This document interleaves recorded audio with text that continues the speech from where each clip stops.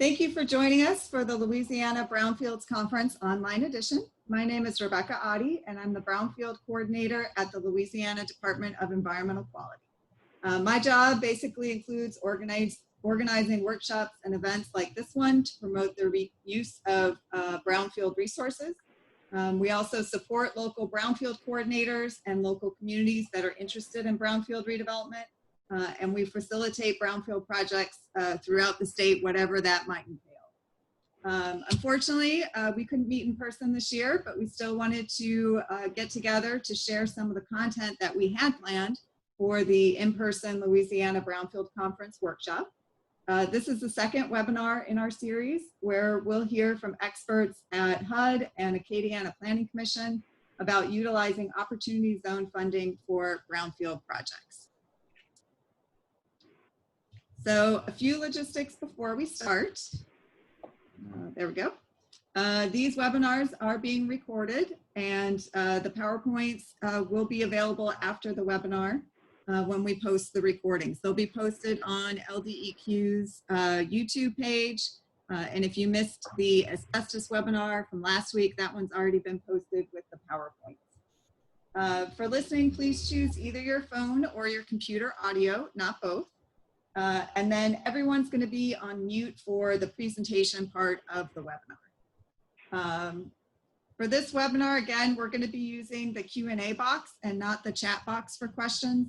That just helps us make sure to keep track of all the questions to make sure they get answered.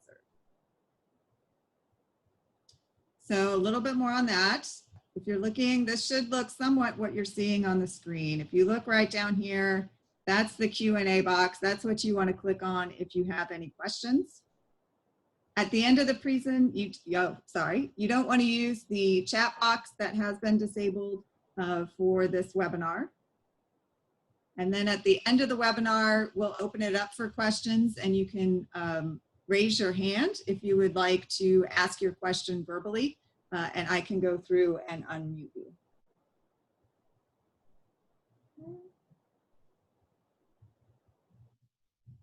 All right, now that we've finished up some of the logistics, I'd like to introduce Estuardo Silva for our welcome.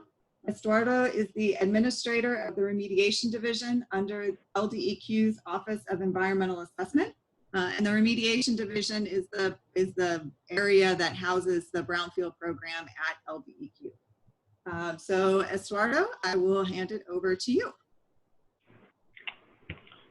Thank you, Rebecca. Can you hear me? Because we're having some issues at the beginning. Are you hear me okay? Yes, we can hear you. All right. Good afternoon, everybody. On behalf of Secretary Brown and Assistant Secretary Roger Jingles, welcome you to our second Brownfields webinar. I want to thank Rebecca for putting this webinar series together, as well as to our guest speakers, sister agencies, and partners that make this possible. We had a pretty good turnout during the first webinar, and we're just hoping that you please join us again as we continue with this webinar series. I want to encourage all of you to please approach us with any questions regarding brownfields that you might have. Take advantage of the opportunities that we might have to offer. You can contact Rebecca, Jennifer, or Dwayne.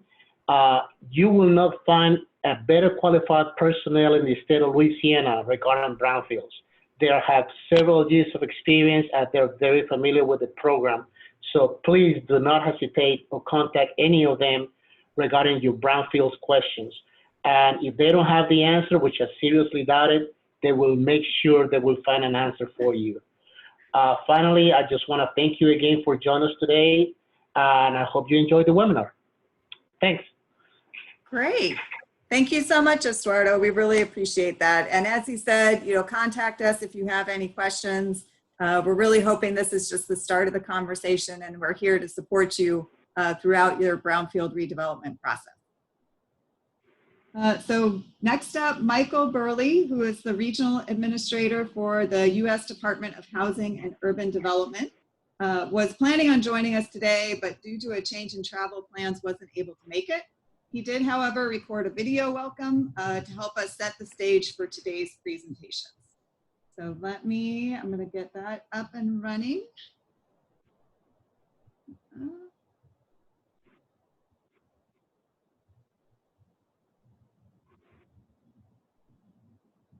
Okay, can you see the video screen on?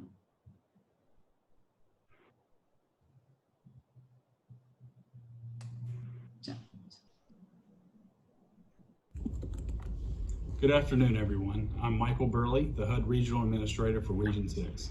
On behalf of Secretary Carson and the White House Opportunity and Revitalization Council, I'd like to thank Rebecca and the entire team at the Louisiana Department of Environmental Quality for putting this event together. Few initiatives in modern American history have the potential to touch the lives of so many people as powerfully as Opportunity Zones, which are home to approximately 31.3 million Americans across all 50 states, District of Columbia, and the 5 U.S. territories. Opportunity Zones deliver fast-acting and long-lasting solutions by allowing current investments to qualify and structuring rewards to serve local communities for the long term. Only investors who commit capital for 5, 7, and 10 years receive the tax law's formidable financial benefits. That means new growth becomes consistent growth, and new jobs become steady jobs, especially important in brownfields. Local leaders play a key role in ensuring the success of the Opportunity Zones initiative. Community residents, faith leaders, small business owners, and elected officials all have unique knowledge and input to share. For this reason, it is essential that we hold meetings like this to engage all stakeholders from all angles to attract investments. Shortly, you'll be hearing from Ty Petty, HUD's Region 6 Opportunity Zone lead. Ty has been a great advocate and will be discussing the program in more detail. You'll also hear from our friend Chad Lacombe from the Acadiana Planning Commission, who will share some of the successes and best practices they've encountered in Louisiana so far. This event is just an early step, but an important one in furthering the Opportunity Zone program in Louisiana. I look forward to hearing about what comes out of this meeting, and our team at HUD is standing by, ready to help your communities succeed. Thank you so much. Good afternoon, everyone. All right. Let's switch over. So we appreciate that Michael Burley was able to put that together for us. He, like I said, just found out yesterday that he wouldn't be able to join us. So we definitely appreciate him. I'm Michael Burley, the HUD Regional Administrator for Region 6. Okay. All right.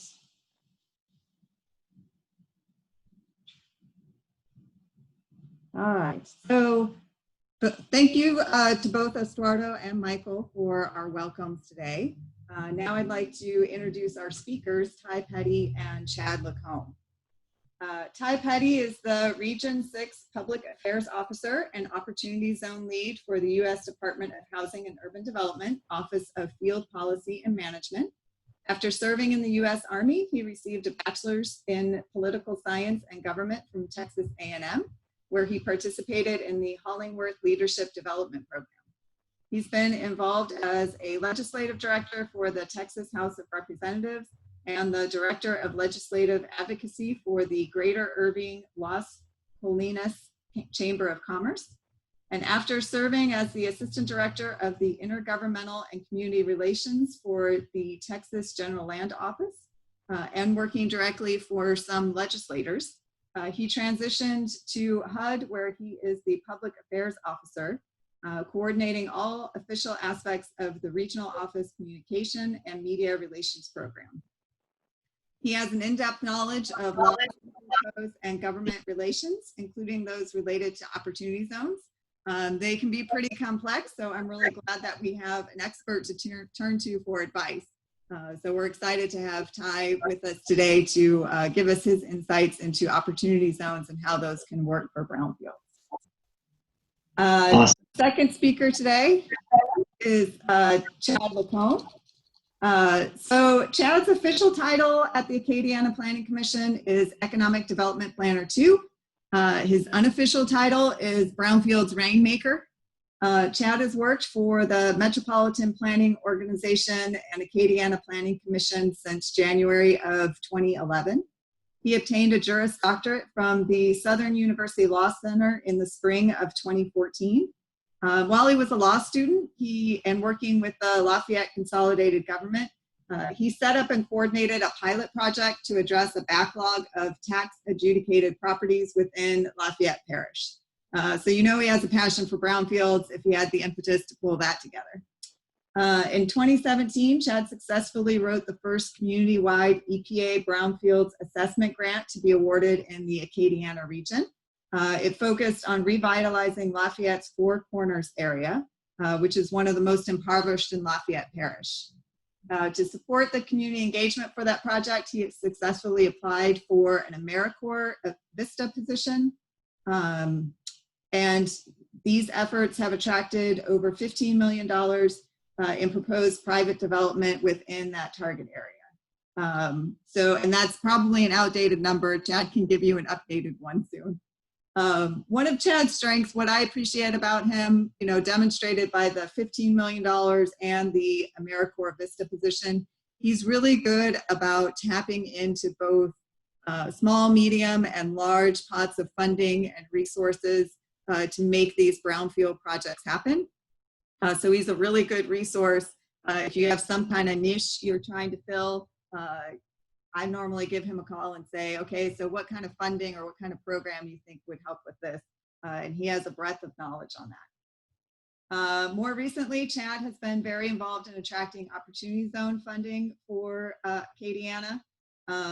Honestly, he does such a great job with attracting capital to projects and including the really important networking aspect. I just can't keep track of it all. So I'm going to leave it to him to go over the specifics of the who, what, when, and how of the OZ funding that's come to the Acadiana region. Before I hand things off to Ty to start us off, I want to remind you this is just a start of a conversation. We don't anticipate that you'll be OZ experts by the end of this webinar or that you'll retain all the information that's presented. So just absorb as much as you can today and feel free to contact us afterwards if you have any questions.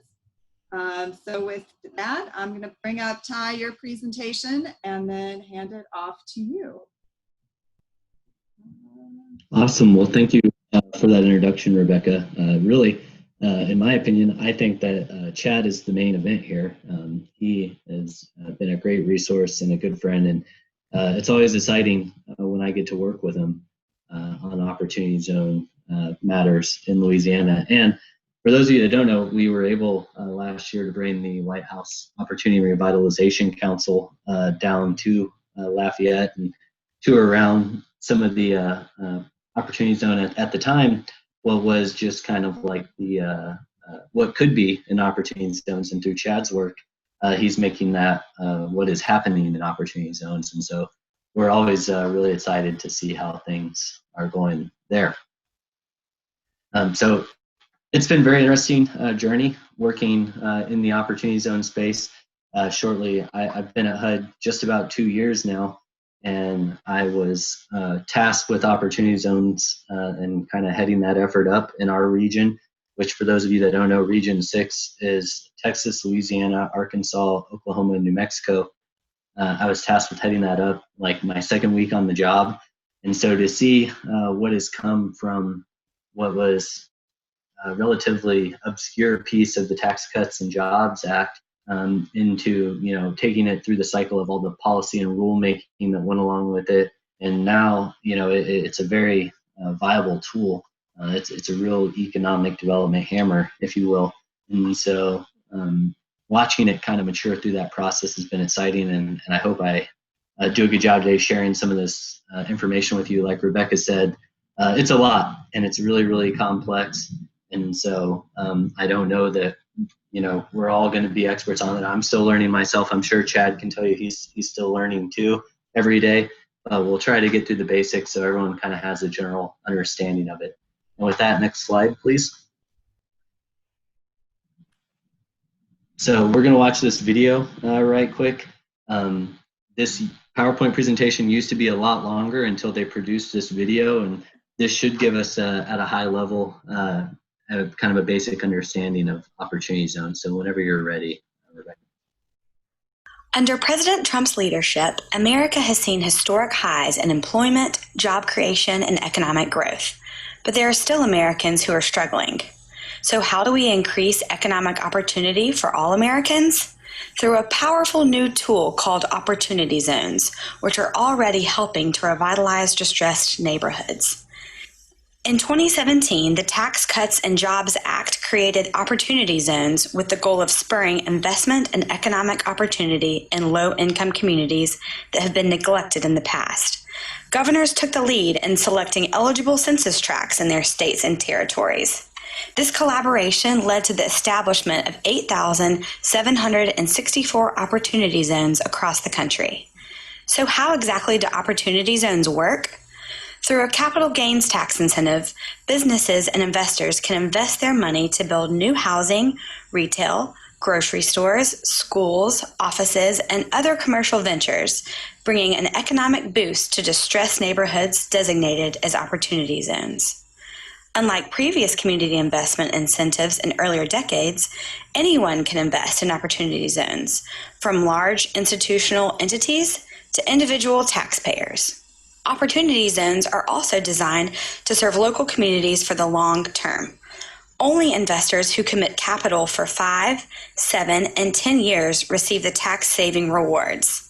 After 10 years, taxpayers can receive a permanent tax exclusion of appreciation in their opportunity zone investments. That way, we can prevent the kind of practices that are here today, gone tomorrow, and make sure that new growth and new jobs are here today and here to stay. These opportunity zones are more than just a simple tax break. They're a powerful tool for bringing economic growth to American communities who need it most. Few initiatives in modern history have the power to improve so many lives as opportunity zones, which are now home to nearly 35 million Americans, including 2.4 million HUD-assisted individuals in all 50 states, Washington, D.C., and 5 U.S. territories. That's roughly 10% of the country deliberately targeted for revitalization.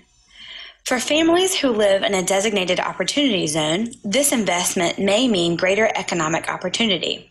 Those who are currently struggling or dependent could have the chance to climb the ladder of economic success. Opportunity zones will move these communities forward and create a brighter future, ensuring more Americans share in our economic growth than ever before.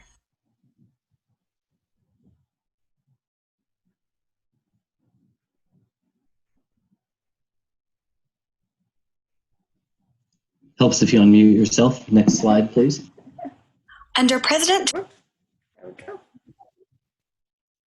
Okay, so we covered a lot of ground on that video, but that was great because that shaved us like 15 slides out of the presentation. The main thing that I want us to take away that I think is really important to understand when you're diving into the conversation of opportunity zones, one of the most popular questions, I'm sure Chad gets it all the time too, is can we get some new opportunity zones and can we move opportunity zones? And unfortunately, to be the bearer of bad news today, the answer to that's no right now. Because it was part of the Tax Cuts and Jobs Act, it would take an act of Congress to allow for adjustment on those opportunity zones. But that is to say, the positive side of that is Louisiana did an excellent job designating opportunity zones based off my travels and conversations with folks that I've had regarding opportunity zones. The state's processes were not all created equal. And some states, their economic development professionals and folks that were really taking a long-term look at this. Some states, they didn't get anything they wanted. Other states, they got everything they wanted.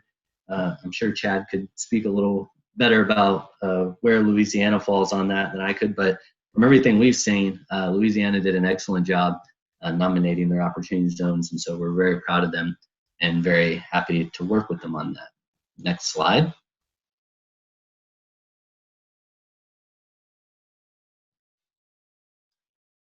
And I apologize, I'm experiencing just a little lag here, but that's okay. All right, so with the formation of opportunity zones, what that spurred was the creation of the White House Opportunity and Revitalization Council, which used to have this really long acronym called HORC. Now it's just called ORC, which is the Opportunity and Revitalization Council. And the idea was to put the full weight and ability of the federal government not on necessarily managing opportunity zones, but aligning all of our programs and doing everything we could to ensure they succeed. So when the Opportunity Council was established by Executive Order 13853 by President Trump, Secretary Carson was put in charge of this Opportunity and Revitalization Council. That's how the mission of kind of spearheading the Opportunity Zone outreach and involvement effort came to HUD. And the council was really tasked on how to assess how federal agencies can prioritize and facilitate investment. We were tasked to use our convening power for meetings such as this, where we can bring folks from the private sector, the public sector, and all levels of government together. And then also to look at and engage with some of our community partners to help communities really drive this investment. Because that's one of the key tasks of opportunity zones, is really trying to involve the community in the decision-making process. I often like to tell communities that, opportunity zone investment is coming and you want to be a part of it, because believe it or not, there's communities out there that say, hey, this is, bad government, or this is just another program, or, we don't like Wall Street folks in this neighborhood. And so all these different negative things that have been said regarding opportunity zones. And what we always caution communities is that it's better to be a part of the conversation and have the investors work with you than have this investment happen to you. The other side that we're seeing is a lot of the investors in these this program, because these are long-term investments, you're, like it said in the video, you're talking of investment horizons of 10 years or more. A lot of these investors really want to have a positive long-term relationship with the communities that they're investing in, and they really want it to be community-driven investment. So that's very encouraging that we're seeing that. But again, we looked at, next slide please, on the federal government level, these are all the agencies that make up the White House Opportunity Revitalization Council. On the federal government level, through this, we've looked at our entire book of business, and we were tasked through the council and the executive order to streamline what we do, right? And so what exactly does that mean, and how does that look for us? For most of us, it means targeting grants and coordinating our existing federal programs to the opportunity zones. So far to date, the 16 different federal agencies involved have identified and taken 200 actions to better coordinate and streamline those federal programs. We've also incorporated or created opportunityzones.gov, which is a great resource. If you don't remember anything about my presentation today, that's fine, except for opportunityzones.gov. That has everything that you want to know about opportunity zones. There's also, and we'll get to some resources later, there's some great toolkits in there for communities. There's some best practice guides. There's maps. There's everything that one could want about that. But like I said, 16 agencies taking over 200 actions now that align and facilitate opportunity zone investment, and those P3 partnerships is critical. And it's not just HUD. I mean, it goes all the way across the full spectrum of agencies. Next slide, please. So what is HUD's role, or why is HUD involved in this? We talked about how Secretary Carson is in charge of the White House Opportunity and Revitalization Council, but also it was a natural choice because we have a footprint in many of these communities that are designated as opportunity zones. Just to put that in perspective, there's approximately 380,000 public housing units and approximately 340,000 project-based rental assistance units within opportunity zones. So nearly a third of our rental assistance demonstration or RAD programs conversions are located in opportunity zones. So HUD has been working in these communities for years. We know a lot of the groups and local leaders in these communities, and so we want to be a part and help facilitate that and use those relationships for everyone's betterment.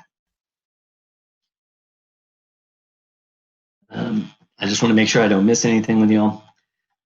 So when I talk a little bit about streamlining the book of business, like I said, over 200 actions. I can't tell you what every agency does. We don't have time to go into all that today, but there is a listing of every single one of them, what they do on opportunityzones.gov. But just kind of an example of how do we facilitate investment, because I know it's kind of strange to talk about the federal government facilitating investment. Again, it just kind of goes down to looking at what we do and how we can do it better to help this. So, for example, in HUD'S Section 221 programs and 220 programs, and also 223 loans, there's some preferred financing options there for folks that utilize those programs. We've attached preference points to grants, whether that be Choice Neighborhood, which Louisiana recently got in Shreveport, or other grants that HUD provides, as well as our partner agencies. EDC has been a great partner in Opportunity Zones, where we've been working lockstep since day one. But there's just a host of things that other agencies have done. Next slide, please. So how does this investment happen? I talked a little bit about the need to really engage the community, to engage on this. We really want to see this really be community driven. So what we do is we try to bring together the local leaders, again, such as yourselves. We try to bring nonprofits, we try to bring experts, and we try to help communities really realize what their assets are, right, and what they're good at. Like a lot of times in the early days of Opportunity Zones, when you got a lot of these communities together that were designated as Opportunity Zones, they didn't really know what assets they brought to the table. But really every community has something to bring to the table. Like, for example, it may be a university or a community college. It could be some good public transportation. It could be unique cultural attractions. Like, all these things are things that the community can leverage to help attract themselves or attract investment to themselves. The other thing that we've really leaned on communities to do, and Chad and his organization are doing an excellent job, is creating prospectuses detailing the highlights of their communities and what their economic potential is. And I'll let Chad handle that, because they do just an amazing job of it. The other thing is there's a lot of nonprofits out there that help local communities, and we always encourage people to do that. A big one is Accelerator for America. They've helped create a lot of prospectuses. And then the other thing is just getting out there. Like a lot of communities don't necessarily know how to engage with investors, and that kind of we've seen has kind of dialed them back. But we strongly encourage communities to really put themselves out there and talk with investors or Opportunity Zone funds. We've seen a lot of success with high net worth individuals from communities, which to me, I think that's the most exciting investment, is when you have high net worth individuals investing in their own community. That organic investment, one, that's great because they're invested in their community that they care about. And two, it sends a message to outside investors where if somebody from there is wanting to invest in it, then there's probably something meaningful there. Next slide, please. I still include this slide just because a lot of times in the business of Opportunity Zones and in the government especially, as I'm sure you're all familiar, we love acronyms. So I try to say what I'm saying, and so I try to say Qualified Opportunity Zone, which is commonly referred to as a QOZS. That's the actual zone. It's designated by the Secretary of the Treasury. And then again, I try to say an Opportunity Zone Fund or a Qualified Opportunity Zone Fund, but sometimes I may accidentally slip up and call it a QOF. And so that just simply means an Opportunity Fund. And they are what actually invests its assets in an Opportunity Zone or QOZS. Next slide, please. So the reason this slide is here and what I like to share is this is just simply an example created to illustrate the potential tax savings for investors and their ROI compared to like a traditional investment structure. So I'm told by our good friends at the HUD Office of General Counsel Anytime I show this slide, I get to read this lovely little disclaimer that the numbers here have been rounded. Figures were selected for ease of math, and the illustration is in no way intended to represent market realities, represent an actual investment advice. People interested in opportunity zone investing should speak to a qualified financial advisor to see if it's right for them. So now that the lawyers are happy, like I said, not to get too into the weeds because I'm not presenting necessarily to a room of investors, and I know because you all are here today, you understand the value of this investment. But conservatively speaking, the Treasury Department estimates that over the course of these 10 years, we could see $100 billion invested in opportunity zone funds, and that's private money, that's unrealized capital gains from the market. Nowhere in the federal government's budget is there, or your state budgets, is there $100 billion sitting around to do investment in these underserved communities. At a high level, taxpayers benefit from investing these capital gains through the deferral of the capital gains tax if the funds are invested within 180 days of realizing the gain. There's been some waivers with that during COVID. And really, you had the whole year this year if you had a capital gains event to move funds into a qualified opportunity zone fund. You also get exclusion of the income from up to 10% of the capital gains if the investment is held for at least 5 years. You can get 15% off that exclusion of income if held for 7 years. And then ultimately, all gain or appreciation in the value of the opportunity zone fund can be excluded from capital gains if you hold the investment for at least 10 years. Next slide, please. So unfortunately for those of you who wanted the 15% exclusion, you missed the window for that. That was the end of last year, but there still is the 10% exclusion. So how that works at a real basic level is, say you invested $100 of a capital gain into an opportunity zone fund.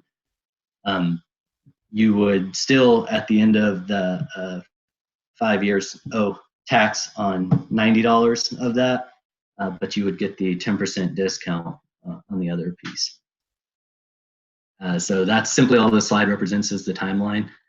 But what we've been hearing from investors is it's not really the benefit, like the step up in basis is nice, right? Like that was a way designed to get money moving because with any new sort of investment or incentive, there's always the question, investors like surety. And so if there's not surety, they want some incentive. And so this was simply the incentive to move money. But the real investment is the long game, which is holding this for 10 years or even longer. In some instances, you could hold these investments all the way out to 2049. So you don't even have to sell right at the 10-year mark and take your earnings. Next slide, please. Okay, so this slide is simply what are we seeing that's different about opportunity zone? And so mainly locally driven, right? Like the designations for opportunity zones didn't come necessarily from the federal government. They were made by states, and in some states, even on a more local level, because governors asked local officials for their recommendation. And it does require more local buy-in and input for the projects, and Lafayette and the APC has done a great job getting a lot of local buy-in on their projects. Flexibility, this is really exciting. In the early days of opportunity zones, all the talk was surrounding real estate. You probably saw a lot of the articles in national publications regarding real estate investment. But really, the way that opportunity zones are created to be a malleable investment tool, it really can support any type of asset class. And we've even started to see the start of some venture capital opportunity zone funds, which is really, really exciting. I'll come back to non-traditional investors in a moment. The potential, there's no real cap on fund availability. Whenever, again, like we talked about, the market is huge. There's unrealized capital gains. I think there's like $2.4 trillion in unrealized capital gains in total on the market, maybe more or less than that, depending on the market today. But that money just doesn't exist in any government budget. The other exciting thing is the regulatory side. Is it's relatively light touch. I don't know if any of you have looked at any of the forms for Opportunity Zone funds, but it's significantly less than filings that you would have to do for the SCC, which really excites a lot of investors, and it really allows for some of that organic investment like we talked about earlier, where you have local folks who want to invest in their community. It's also easier to use than LIHTC and new market tax credits because of the flexibility in it. And all the funds are self-reporting. There's no, again, nothing structured like the FEC in order to do this kind of investment. And when I talk about non-traditional investors, this is those high net worth individuals and socially conscious investors and individuals. I'm looking forward to kind of engaging in the conversation with Chad a little bit about this, because we're seeing a lot of impact investors. There's literally I think they said something about $12 trillion in impact investing that's been going on over the past 5 to 10 years. And that's just a great amount of money. And what we're seeing with these impact investors is they're folks that want to invest in projects that they know do social good, such as brownfields, right? Or affordable housing, or creating or serving underserved populations, things like that. And with that, those investors are willing to take gains that wouldn't normally be considered competitive, because they know that they're doing good in the communities or in that investment. They're actually doing a good deed. So we're really excited about seeing some of that. And the reason I brought up impacting and engage in the conversation on a little bit is I don't know the feasibility of all this. I'm hoping, because I recently was approached by an Opportunity Zone investor, and he wanted to know about brownfields. He heads a private equity firm, and he said there has to be a way for us to take these properties that are not doing their communities any good, whether it's their environmental impact or the fact that they're off the tax rolls, all these things. And he was like, I have some folks in my fund who we'd like to figure out how to acquire those properties, fix them up, get them back up on the market. And that had never dawned on me. And so shortly after that, I got the invitation to come speak to you all about brownfields. And so I was super excited about the prospect of learning more about that and seeing, hopefully I can go back to him and give him some good news. Next slide, please. So one of the big barriers to Opportunity Zone investment has been creating the regulations. They were kind of slow to come out. Wasn't because we didn't want them or people weren't working hard. There was a really, really crack team at Treasury, as my friend Chad can tell you, some really brilliant people working on these regulations. But the idea was that we wanted to get it right, and we wanted to make sure that it wasn't overregulated or underregulated. So on December 19th last year, they released the final regulations, and I haven't heard any complaints come out of the final regulations. I mean, everybody always wants more, but it's all there, and you can learn more about that if you go to the IRS's website. But I'll spare you all reading the 300 and some pages. And that's just the final tranche. It doesn't include the other two things that they released. Next slide.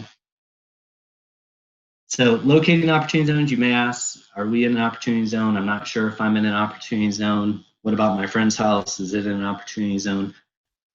There's a lot of different mapping tools. There's a mapping tool on opportunityzones.gov that I highly recommend.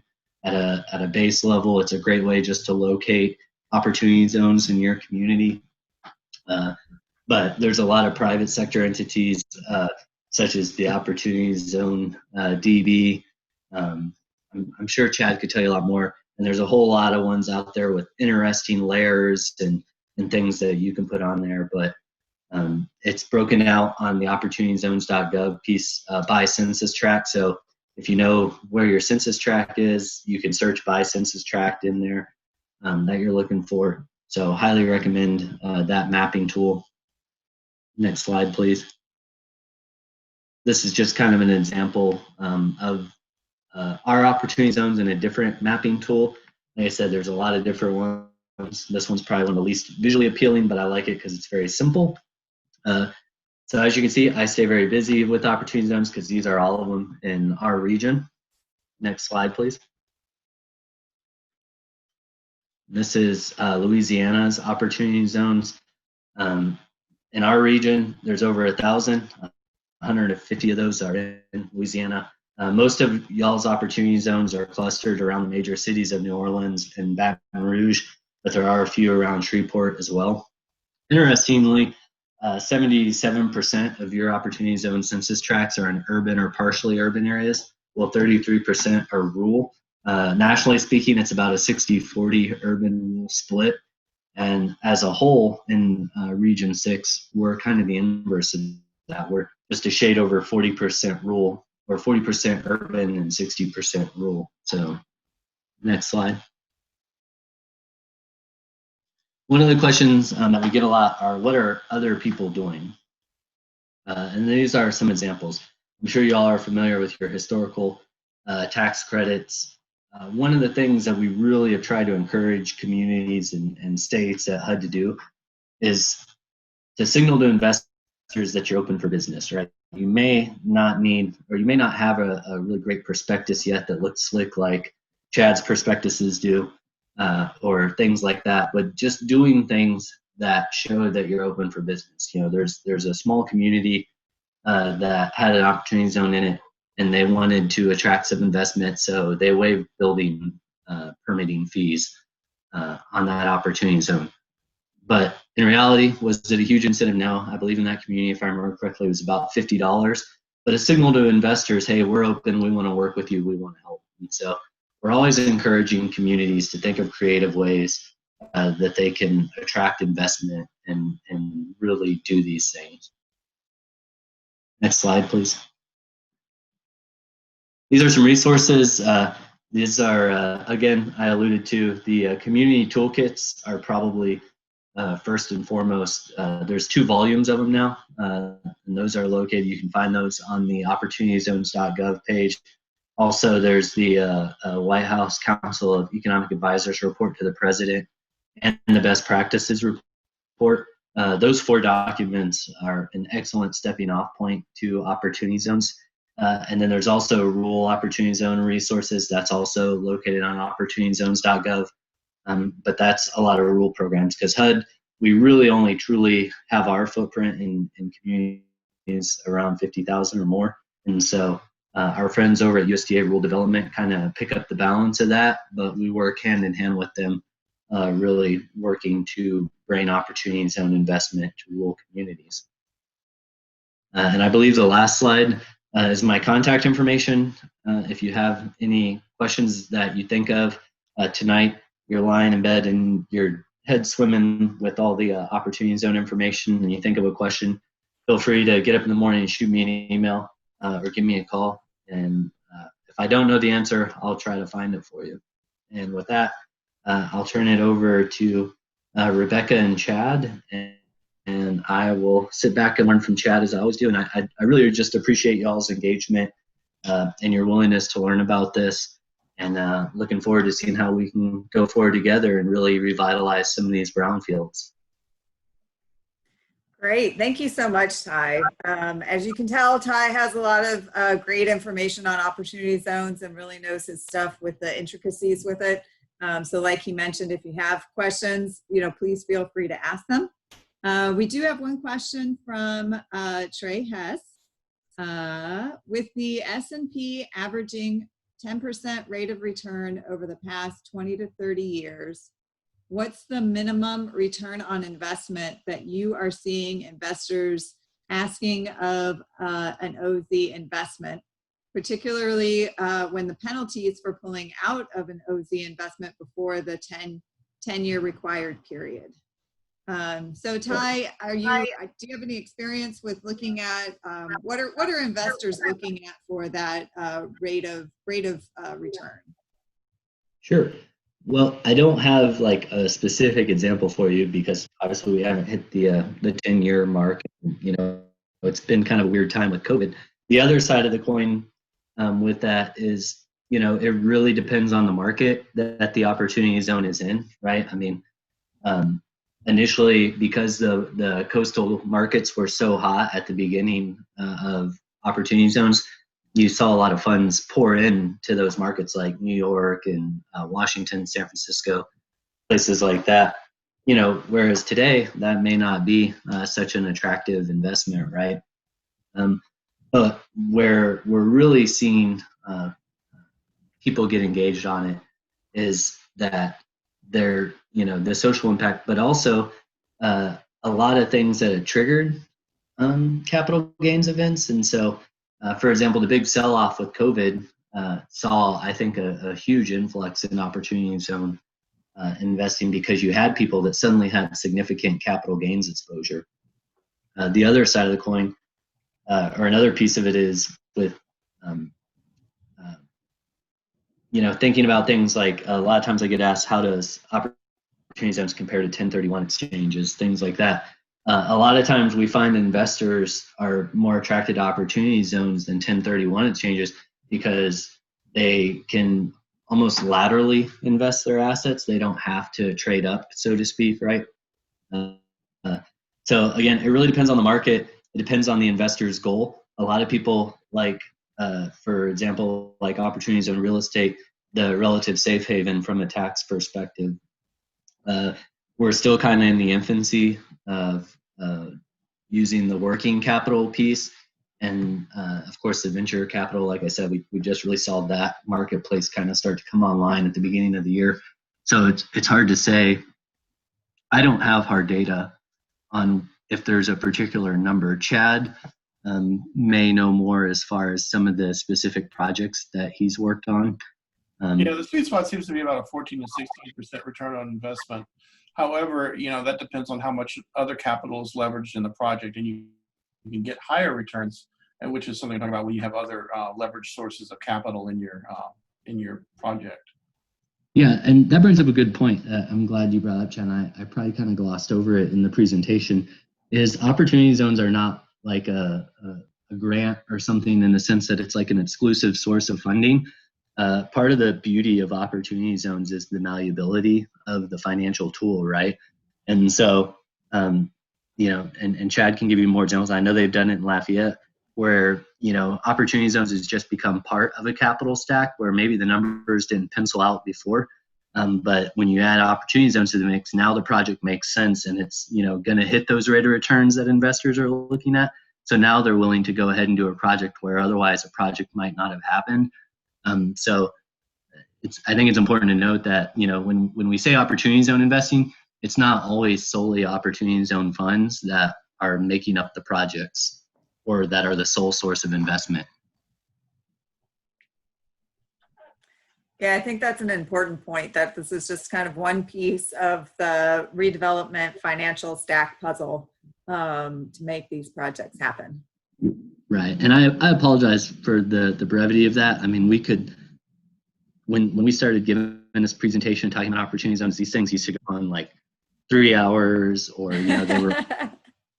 So I appreciate that you've given me a half hour or so to really go over it. I always get a little cringy whenever I'm asked to do Opportunity Zone 101 in 5 or 10 minutes. That gets a little little too brief. So there's a lot of depth to this, but I just tried to touch at a high level. But I'm sure Chad is going to do an awesome job of taking it home. Well, great. Thanks again, Ty. I really appreciate that. And I'll be here if any other questions come up too. All right, sounds good. So again, if you do have questions, go ahead and type those into the Q&A box, and we'll get to them after Chad's presentation. And with that, Chad, would you like to share your screen and bring your presentation up? Sure, I'm going to go ahead and do the share screen and bring mine up. Okay. And let me bring my presentation up.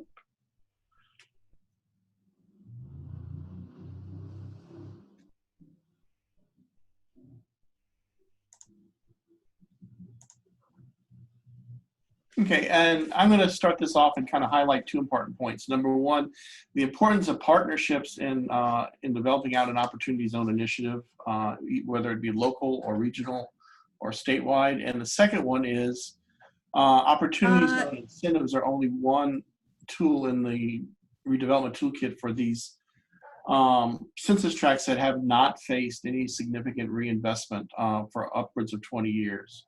Okay, Chad, I'm going to stop you for just a second. We don't see your screen just yet. Okay, I don't know because it's up on mine. Did you hit the share screen button at the bottom? Yeah. And then did you hit, I think there's an enter button on the bottom right. Wait, here's the share. They ask you twice. Yes. There we go. Okay. I see it in PowerPoint mode. There you go. Now you're good to go. And let me Perfect. reduce the chat features here. Okay, so again, I want to emphasize 2 points, and that is importance of partnerships. And the second point is that this is one tool of a set of tools. You may not use this tool in your opportunity zone reinvestments. However, the other tools that you build into your opportunity zones may itself attract investment into an opportunity zone. We do the next slide here. So, in terms of partnerships, our initiative we started back in January of 2018, where we submitted a list of census tracts that we wanted to get designated to the governor's office, and we were lucky enough to get all of them and plus a couple extra on top. Our partners are One Acadiana, which is our regional chamber of commerce. They're the private sector. We're the public sector partner. We function as a regional council of governments or regional planning commission like South Central or CRPC in Baton Rouge. In addition, our third partner was the Regional Community Foundation of Acadiana, and that's the philanthropic side of our partnership. So in real essence, our InvestAcadiana Opportunity Zone Initiative has been a P3 initiative from the onset. Once those zones were designated in early 2019, we held our first event to launch the Opportunity Zone Initiative.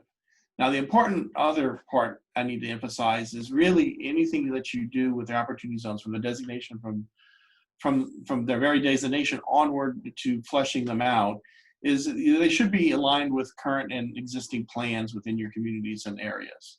In our instance, particularly, we aligned our opportunity zone selections and in the build out with our comprehensive economic development strategy, which is something that regional economic development districts do through their partnership with the Economic Development Administration. We also made sure, since we're an MPO, that our opportunity zone selections align with our transportation plans. And we also attempted to make sure that we selected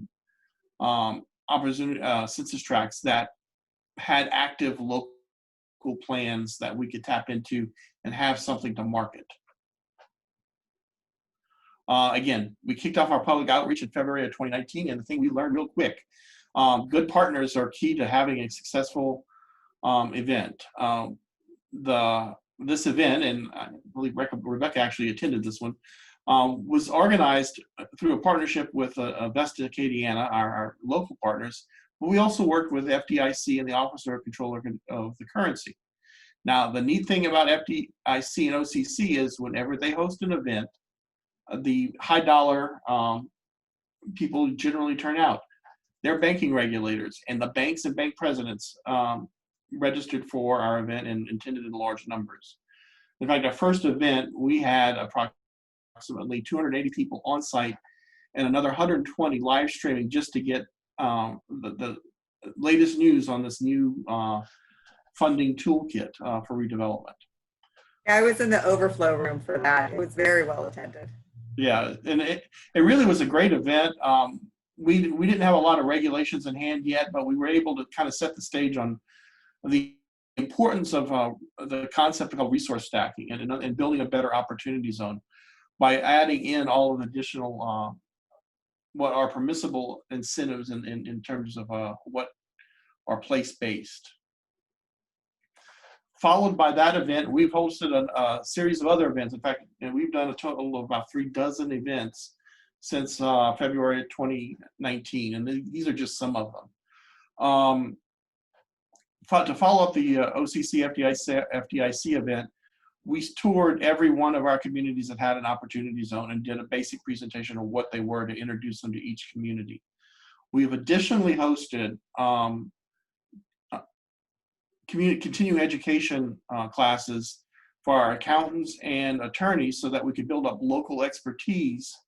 And then we brought in experts to teach them how to do an OZ fund, how to do the corporate structures or organizational structures or flow through entities that are necessary to build an opportunity zone project in a fund. And then we brought in the accounting folks to talk about the tax burdens and the tax nuances. We have worked closely with the White House Opportunity Revitalization Council. Our first event with them was last August, almost a little over a year ago. And they came in and visited Opelousas and Lafayette and toured those opportunity zones in those two communities and potential projects that we're currently developing at the time. Those added a little bit of credibility to our program, or not a little bit, but a lot of credibility to our program.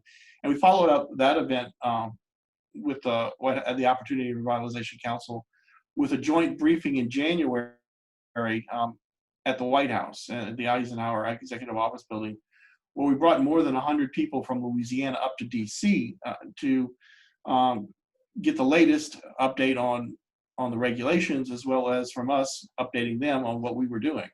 And that, again, was well attended by a lot of high dollar potential investors. Those are two of the things that we've done to really kind of increase traction in our opportunity zones. We have since followed up with and been able to attain a grant from the Delta Regional Authority to build opportunity zone prospectuses for each of our OZ rural communities. And we have already built a regional prospectus, which was launched and unveiled early on in February and January 2019. We have drilled down and used that as the basis for a series of nested prospectuses that included ones for Lafayette, the University Corridor in Lafayette, as well as each community. In fact, we're about to unveil the community prospectuses for all of our rural communities in about another 2 weeks. Okay, so program components. The first important thing to think about is how do you build a better opportunity zone? And that's incentive stacking. What we have done has been working with our local communities to, where possible, get the areas that are in their opportunities designated as state cultural districts. Now, state cultural districts give you access to state historic preservation tax credits. And the state historic preservation tax credit is really a good tool, particularly for buildings that are over 50 years old, which are a very typical type of brownfield type building, which potentially would have asbestos, lead-based paint, mold as potential constituents of concern. The nice thing about the state historic preservation tax credit program is it's 20% of qualified rehabilitation costs, and that 20% tax credit can be sold on the open market to generate revenue to run a project. That creates instant equity in a project. So when we're talking about leveraging the opportunity zone investment, the investor has to put in less money to receive, in this case, a greater return on investment because they're getting public sector incentives to help drive a project. The other tool that we use is the prospectus. The prospectus markets are given area to attract interest into the opportunity zones and highlights some of the assets that a community has. For example, in the rural community opportunity zone prospectuses, we've done a detailed asset mapping exercise using the WealthWorks model, where we've used, and the WealthWorks model is based on 8 sources of capital within a community, when not all of those are dollar capital. Some of those can be political, social, natural resources, built environment, and we've identified all of the assets within each of those communities that would help sell the opportunity zones to a broader audience. And by using the 8 capital model that WealthWorks has developed, it helps us identify a lot of the intangibles that are within the community that add to the quality of life that would be attractive for a business to locate there. Additionally, we look to leverage other available resources wherever possible, and that includes tapping into new market tax credits, low-income housing tax credits, and other resources. And then we work closely with each of our communities to develop out an inventory of potential projects, both on the public side and on the private side. The public investments are used to help make the private side investments a little bit more attractive.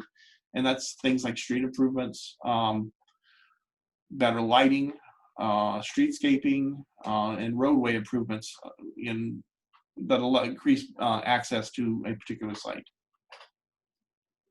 Okay, so let's take a closer look at stacking capital. And I'm going to use an example in Lafayette that we've done, and it's called the Bottle Arts Loft Project. And for that project, which is located in the University Avenue corridor, which all 3 of the census tracts that border it have been designated as opportunity zones. We first looked for and did a transportation corridor study, which included a real estate market analysis. That real estate market analysis showed and identified 3 potential catalyst sites and a need for affordable housing.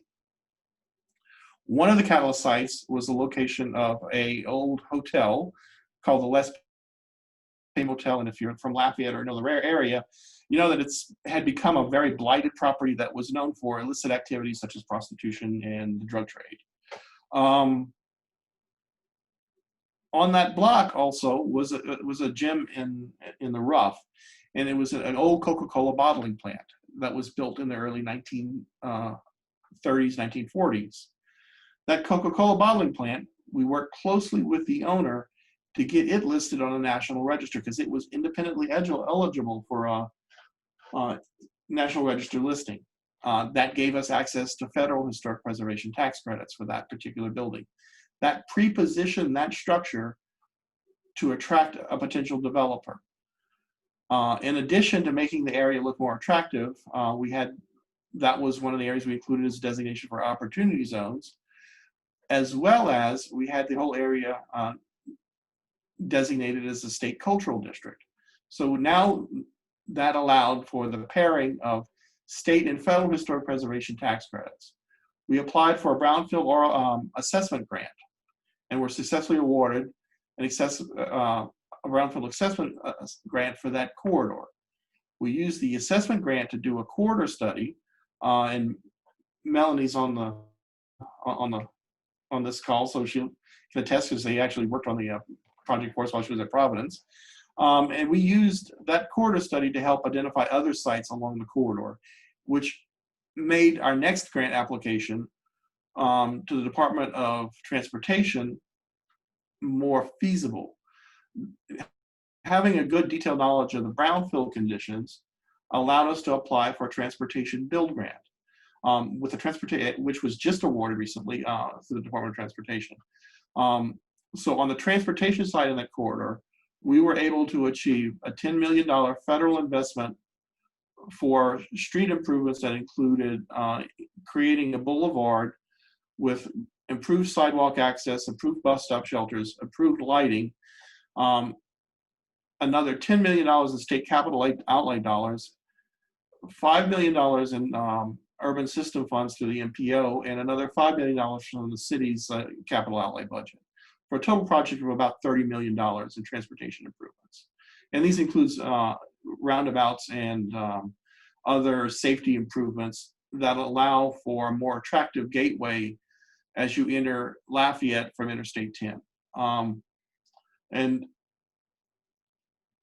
on the backside of those, we had a developer come in and assemble the land that included the hotel, a small auto body shop, and the Coca-Cola bottling plant, and are now 45% complete on the first phase of the redevelopment, which includes 40 units of affordable housing with a lease preference for artists, as well as studio space and art gallery space.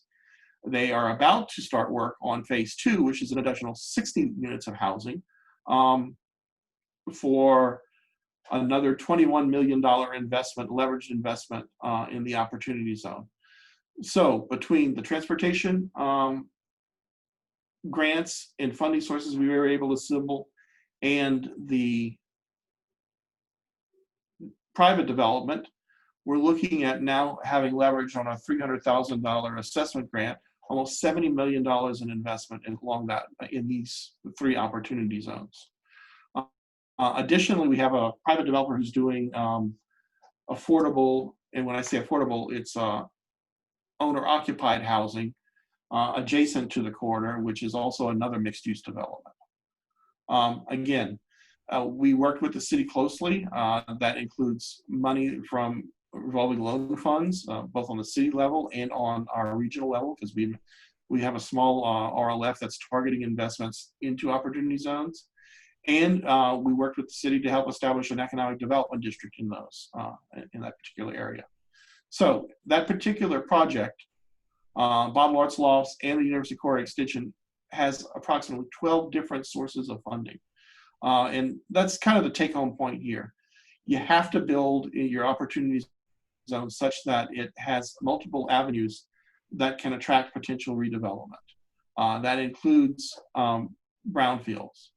Along that university corridor, we had identified a potential of up to 90 plus brownfield sites, and that was part of our consideration really in playing and getting that area designated as an opportunity zone. And we do have a list available for that particular corridor.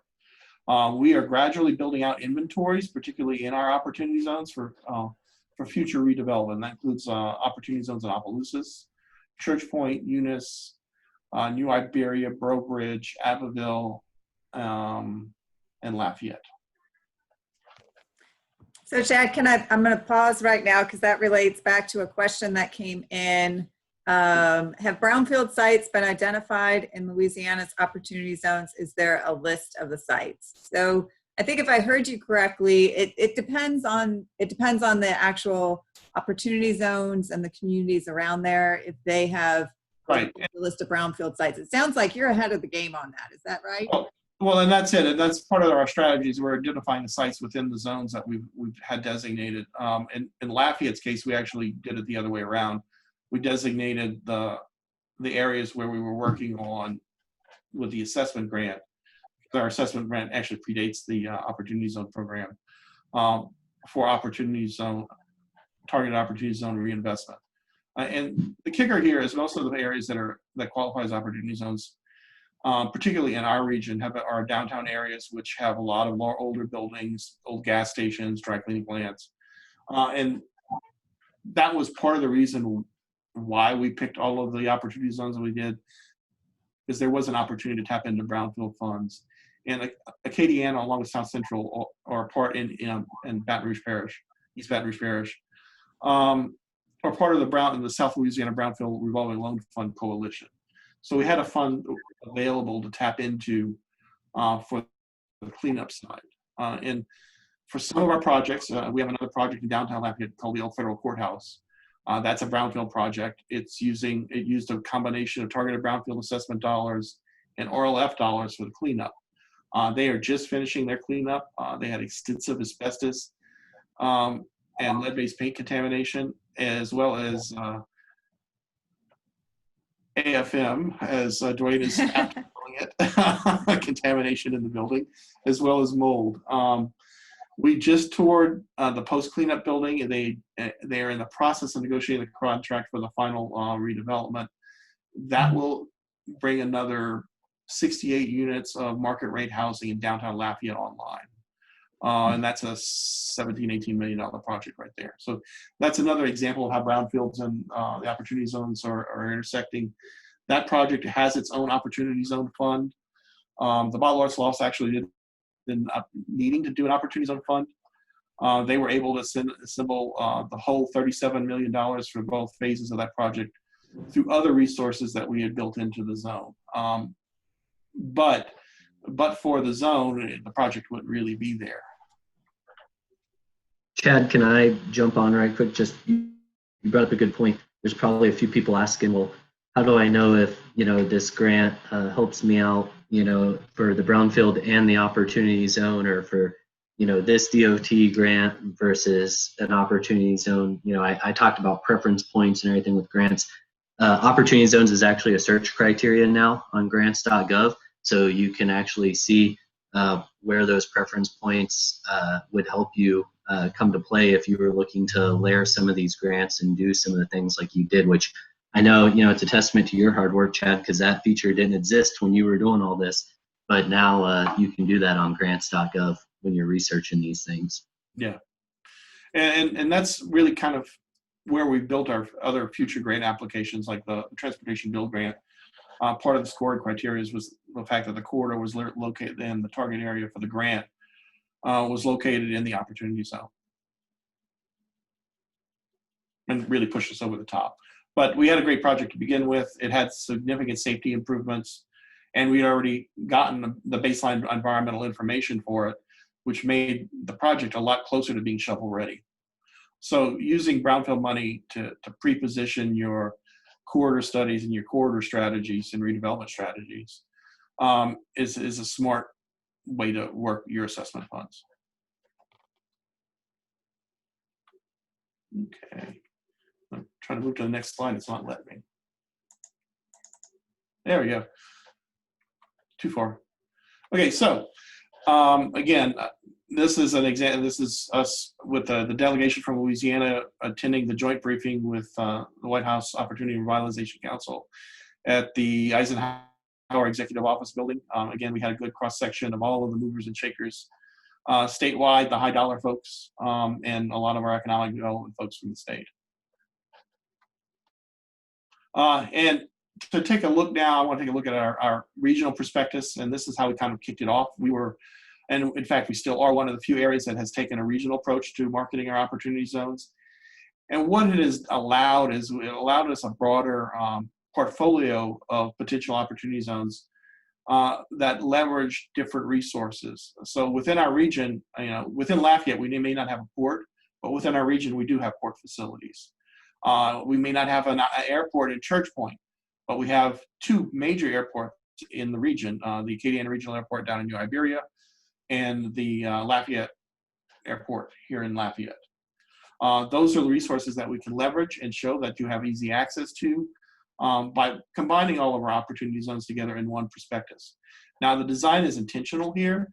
The regional prospectus was really designed as a front piece to which would come in later as we've developed out individualized prospectuses for each community that has opportunity zones. And we've included the typical stuff that Accelerate for America was just developing out in February, which is access to infrastructure, highways, rail, and ports. A typography of what type of zone each opportunity zone is, and that is based on housing and types of jobs there. Whether it's a job center, whether it's a residential tract, whether it's a combination of the two. We also look to leverage anchor institutions like hospitals or major hospitals and universities. And then classification based on industrial presence and the number of employees that have information technology type jobs. We looked at employment data from the region and on the parish level. And then we also looked at some other social economic factors. I'm taking examples here within the regional prospectus for the St. Landry Parish opportunity zone prospectus. Okay, finally, the key part here is promotion. Opportunity zones have really provided us the ability to market all of our communities. It's a conversation starter. It's one tool in our toolbox. What we've done is used geospatial data that we already have in creating mapping tools that overlay other place-based incentives, such as the state's enterprise zone program, the state cultural district program, federal or national historic districts, as well as census tracts are eligible for new market tax credits and any other variety of place-based incentives. The second is we've conducted workshops for investors, developers, real estate agents, attorneys, our economic development partners in each of the parishes, and accountants. The other thing is we are looking to facilitate the development of local opportunity funds where practical, and that's hopefully with our partnership with Community Foundation Acadiana. That's where we're going to see our first local opportunity zone fund that's more than a project specific fund. We've also sought to seek partnerships with key stakeholders, including banks, the foundation, and in each community, we've encouraged our communities to create a sort of a steering committee for the redevelopment of each of their zones. And finally, we have created a web-based portal, InvestAcadiana.com, that includes a geospatial component that allows funds to match with projects. And to further our initiative, just as a highlight, we were selected as one of Forbes' top 20 Catalyst Opportunity Zone initiatives in the nation. And our next major event is OZ Pitch Fest 2020, which will occur October 28th as the opening event for Innovate South. Key feature here is the state has come back and added some incentives to make opportunity zones more attractive in Louisiana. Ty mentioned the first one, that's the Restoration Tax Abatement Program. There is as of last legislative session, there was an additional one. The state has created a 35% angel investor tax credit to move capital into entrepreneur, new startup companies that are located in opportunity zones. We are just starting to see that move, and we're hoping that the Pitch Fest will introduce some of our projects and businesses to potential angel investors.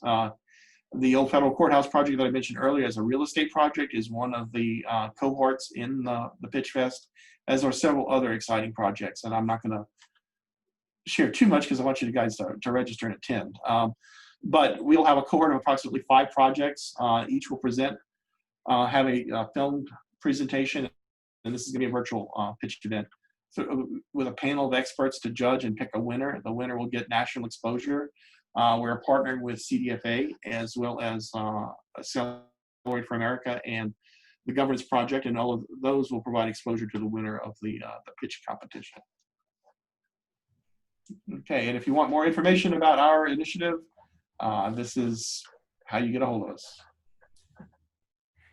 Great. Well, thank you so much, Chad, for that overview, especially of what's happening in Louisiana. I think you can tell from his presentation, first of all, I am right that Brownfields Rainmaker is a much better title for him. And how opportunity zones, again, just one piece of the puzzle. And much like Brownfields, opportunity zones are one of those great resources, but it does take a lot of marketing, a lot of partnering with other resources to help bring that all together. So Chad and Ty, we are going to open it up for questions now. So again, you can either type your question into that Q&A box and we'll get to it there, or you can raise your hand, and as we go through, I can unmute you to let you answer your question. So we do have one question from Maggie Gleason. She would like to know, who do you engage to develop opportunity funds? Financial institutions? And I think this is a question that we've seen before. People have great projects that might be good investments, but how do they really connect with the opportunity funds? It's not so much the all financial institutions. You really need to pay attention to your investment banks like UBS and maybe Chase. Some of those are establishing independent funds. Anybody literally can establish a fund. So a lot of your advisors, your tax advisors, are good sources. The other people we're looking at are trustworthy institutions like our community foundation. And community foundations already manage portfolios or foundation. So if you have a community foundation, that is a logical partner to try to develop a fund. It's just these institutions are a little bit more conservative and are not really readily jumping into the field, though there is a role for them long term. What we have seen a lot of is a lot of people are establishing a fund to fund a particular project and then putting their own capital gains into it. I'll use an example as we have an IT security firm here in Lafayette who's moved into our downtown opportunity zone, and he's growing his business. He's using his own capital gains to establish his own fund to grow his own business. And that includes purchasing an office building, which is spun out as a separate OZ business from his primary business. So, I mean, there are a lot of ways you can skin the cat, so to speak, and in terms of establishing funds. The other is we've been successful in attracting some national investment and national interest. Alpha Capital Partners out of Pennsylvania bought a apartment complex adjacent to the university here and is rehabbing it. They spent $12 million purchasing what really was a blighted apartment complex and are just going to spend another $12 million in rehabbing it. That's kind of one of our success stories. Yeah, there's a lot of private sector tools out there starting to come online where, communities and projects can connect with investors. That was for the first year or so, like that was really kind of the weak link was how do you connect investors to projects and vice versa. But, again, we've seen a lot of databases and subscription services, which, obviously like working for the government, I can't advocate that, you use one or the other or anything like that. But there are some sources out there where you can subscribe to these services and, they have funds listed by type of project they're interested in, by amount of funds available for industries they're looking again. I mean, there's opportunity zone funds out there for just about every kind of industry you can think of. I mean, there's ag specific ones, and within ag, there's vertical farming operations and, livestock and equipment operation ones. There's a lot of real estate ones. So it's really about just kind of finding a tool that, you can trust and get good information out of, and, that meets your budget if it's a pay for service. Obviously I don't think it would do anybody any good to break the bank to try to acquire some opportunity zone investment. But, like Chad said, reputable financial institutions are a good place to start. Yeah. And I think really from what I've seen and where really a lot of interesting conversations have started is simply that, just having a conversation with your local business community and business leaders.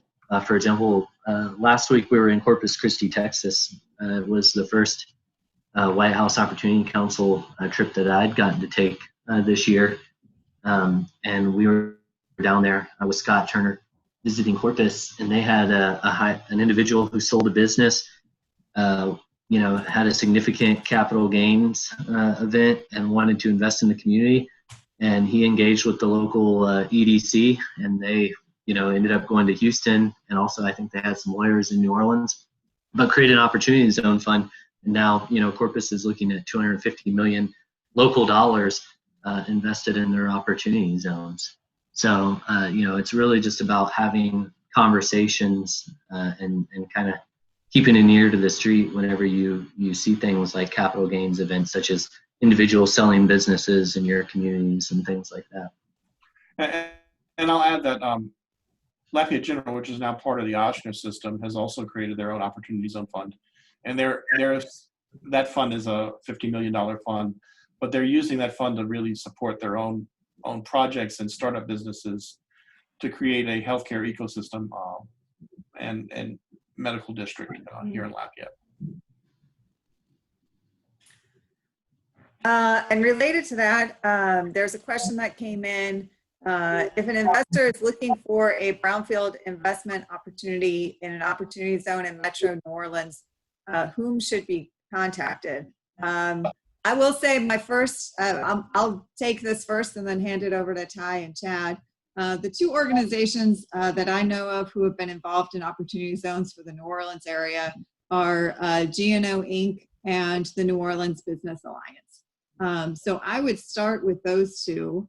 And then Ty and Chad, I know you were referencing something that how people. Yeah, Louisiana Economic Development. Is there Is there another way down? Oh yeah, Louisiana Economic Development. Louisiana Development has invested in Peter Truyog's project. Ty, refresh my, you introduced us. Opportunity Exchange. Yeah, the Opportunity Exchange subscription. So there are projects and properties listed on the Opportunity Exchange in New Orleans, Baton Rouge, Lafayette, Shreveport, and a lot of those are brownfield properties. The reality is there are older buildings. There are a lot of older buildings that need rehab, and older buildings have brownfield issues. It's just kind of the circle of why those buildings aren't being redeveloped or haven't been redeveloped. If you're looking for an opportunity, that would be the first place I check. And then secondly, talk to your local folks. Like Rebecca said, Genoweek and the New Orleans Business Alliance have both been active in the sphere. Ty, is there anything you wanted to add to that? No, I mean, it really depends locally, what's available there. That's great. All right. We also have a question from Candace Watkins. How much total investment has been made nationally in Opportunity Zone projects? It's taking so long to get the program going. Do you think the deadlines will be extended? That was a question I had too. Now that they're starting to see some success with Opportunity Zone projects, do you think some of those deadlines will be extended so that the program can move forward? So total investment made nationally, and the deadlines will be extended. So Chad and Ty, any feedback on that? Well, a quick answer on the total amount invested. The White House came out with a recent white paper estimating the total investments have been about $75 billion nationally in OZ projects. I actually think the number may be low. A lot of people are saying it's high because it really doesn't reflect other projects that may not be using Opportunity Zone funds or go through the Opportunity Zone program that are making investments in Opportunity Zones with the prospect or keeping their options open because that incentive is floating around out there for future investment. The other side is if an area has built out their Opportunity Zones well and added a lot of incentives to them, a lot of times those incentives are enough to push development into those zones. So Opportunity Zones may have started the conversation. Other forms of investment really may be leading in terms of creating new jobs and new projects. Ty may be able to tell you a little bit more on the legislative update than I can. I do know there are several pieces of legislation that have proposed extending the program. Yeah, I think you hit the nail on the head, Chad. I mean, the hard part is because of the light regulatory touch is it's hard to say, exactly what an Opportunity Zone investment is in terms of, how did it fit into the overall capital stack of a project, right? Like, for example, like Chad was talking about, it's one piece of the pie. And so, you might have only used, say $5 million in Opportunity Zone funds, but that pushed, a $20 or $30 million project over the top. And so, to say, well, that was only a $5 million Opportunity Zone investment. Technically that's true, but that was a much larger investment in the community. From the plus with this year too, we've had investors have had almost the whole year to put money or to hang on to it and see if they're going to put it into an Opportunity Zone fund or a project. So I think the really interesting number will be at the end of the year this year. As for the legislative update, it's one of those things where it's hot and it's cold. I know Senator Tim Scott and obviously the administration are very interested in doing more in Opportunity Zones. I have seen lately, it seems that the conversation, at least in the news, has been fairly bipartisan in terms of support for Opportunity Zones. But what people would like to see is the opportunity to either move or redraw or add to some Opportunity Zones. And then also to add in more reporting and data requirements for the federal government. So we would have more concrete data on the efficacy of the impact of Opportunity Zones. And so, that's just kind of what I've seen in the news and everything. That's not, an official hot take from the Hill or anything like that. That's just, like I said, what we've seen in the news and some of the conversations surrounding it. I will say, I agree. I think it took a while to get the regulations out, which, like we talked about, investors really liked that certainty, and it probably didn't move money as quickly as that 10 to 15% step up in basis could have moved it. But the game has been set. The rules of the game have been set since last December. So, and we've seen steady funds flow into opportunity zones since then. So I think that piece of it, well, yes, it was slow. It certainly isn't going to disappear off the face of the earth, and everything will at least be here till the 10-year horizon is up. And again, like I said, through the regulations and certain investments, you can hold them out all the way to I believe it's 2040 or 2049. Blanking out on the top of my head, but you don't have to sell right at the end of that 10-year mark to see the tax incentive. So. Well, great. Thanks for that update. Just as a reminder, again, if you have a question, you can type that into the Q&A, or you can also raise your hand, and we can allow you to ask your question verbally. Real quick, as we're wrapping things up, we're going to see if this works. I'm going to switch over. Ty had mentioned, here we go. Ty had mentioned on grants.gov, and if you're not familiar with grants.gov, this is the federal clearinghouse for all federal grants. And you should be seeing the grants.gov website on your screen now. I typed in Brownfields up into this search grant opportunities, and this is what came up. The current guidelines for the multipurpose assessment grants, plus some additional opportunities that are out there. If you scroll down, you can actually see, this is, I think, what Ty, you were talking about, is that correct? Where you can actually click on Opportunity Zone Benefit. Yes, ma'am.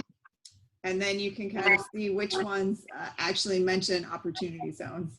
So if you are currently applying for a multi-purpose assessment or cleanup brownfield grant, note that it comes up in all three. So that's really one of the things that the EPA is really pushing for this year, is partnering those things together, because brownfields is a wonderful program to address the environmental contamination at a site, but the goal is to get those back into reuse, and it's great to partner them with opportunity zone investment to actually get that site back into reuse, get those jobs created, and improve the overall community. All right, I'm going to go back for just in case anybody needs our contact information again. That's up on the screen. I'm not seeing any more questions coming in. So again, thank you so much to Ty and Chad. I especially appreciate Chad and all of you who are joining us from kind of central and southwest Louisiana, as we're all kind of preparing for yet another storm. But thank you to Ty and Chad for taking the time to give us an update on opportunity zones. I think this was really useful information for our communities to learn how this is, one piece of the redevelopment puzzle, but a very important piece, and one that if they take advantage of it, market it, can really lead to some great investments in their communities. So Ty and Chad, any last thoughts or anything you wanted to add? I just want to thank you all for having me again. I know it was kind of a quick, fast, in a hurry. Please, if any questions come to mind, don't hesitate to reach out. And the famous saying, we're from the government, we're here to help, but really trying to connect you all to resources and to folks. That's really how I view my role, as just somebody who helps connect the dots. And Chad will tell you that we've connected him with other folks in the region, and connected other folks in the region with him for questions, and basically just trying to really keep the conversation going. And one of the great things about working in the opportunity zone space is everyone's been very helpful and always willing to. All right, everybody. And my final thought is just remember, build your toolkit. That's the most important thing you can do. And opportunityzones.gov. We'll put that link when we post this recording on the LDEQ YouTube site. So thank you again. One of the things I will say that I learned as a Brownfield coordinator is that I didn't need to know all the answers. I just needed to know who to ask. And as you can tell from these presentations, Ty and Chad are both great resources to know, just in case you have any questions about opportunity zones in the future. So thank you again for joining us today. Hopefully you can join us next week, same time, on Wednesday at 2 p.m. We'll have the last webinar in our Louisiana Brownfield Conference series, and we'll be going over addressing underground storage tanks at your brownfield sites, those unexpected surprises. And I think you'll really enjoy hearing from Sam and Tad with the LDEQ UST program, as well as Jennifer Schatzel, our Brownfields technical liaison, on how to effectively and efficiently handle those underground storage tanks to move your site to redevelopment. So thank you again, and I hope you have a good afternoon.